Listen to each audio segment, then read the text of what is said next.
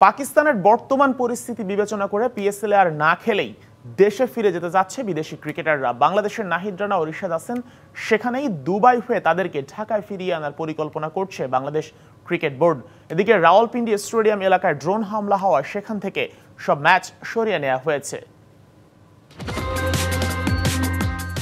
ভারতের হামলার মাঝেও পাকিস্তানে চলছে পিএসএল। চারিদিকে দুশ্চিন্তার ছাপ, কখন কি হয়। এরই মাঝে রাওয়ালপিন্ডি স্টেডিয়াম এলাকায় ভারতের ড্রোন হামলা হয়েছে, তাই পিন্ডি ক্রিকেট স্টেডিয়াম থেকে পাকিস্তান সুপার লিগের সব ম্যাচ সরিয়ে নেওয়া হয়েছে। এমন পরিস্থিতিতে সবচেয়ে বেশি শঙ্কিত পিএসএল এ খেলতে যাওয়া ফরেন ক্রিকেটাররা। বৃহস্পতিবার বিকালে ইসলামাবাদে তারা বৈঠক করে পিসিবি কর্তাদের সাথে। সবার দাবি একটাই, এমন কন্ডিশনে তারা আর থাকতে চান না পাকিস্তানে। বাংলাদেশের দুই ক্রিকেটার নাহিদ রানা আর রিশাদ হোসেন এই মুহূর্তে সেখানেই আছেন। তারা বাংলাদেশ ক্রিকেট বোর্ডকে জানিয়েছে যে কোনো মূল্যে ফিরতে চায় দেশে। বিসিবি সংবাদ বিজ্ঞপ্তি দিয়ে নিশ্চিত করেছে এই মুহূর্তে তাদের সর্বোচ্চ নিরাপত্তার ব্যবস্থা করা হচ্ছে। পরিস্থিতি বুঝে ফিরিয়ে আনার পরিকল্পনাও চলছে।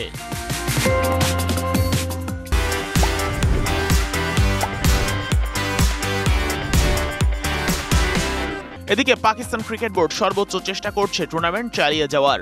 আপাতত নিরাপত্তার স্বার্থে সব খেলা করাচিতে আয়োজনের পরিকল্পনা।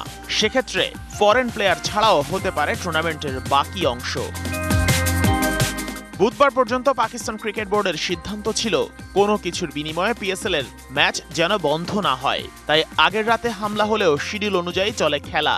তবে এখন পরিস্থিতি এমন, তাতে ভিন্ন পথে হাঁটা ছাড়া উপায় নেই পাকিস্তান ক্রিকেট বোর্ডের।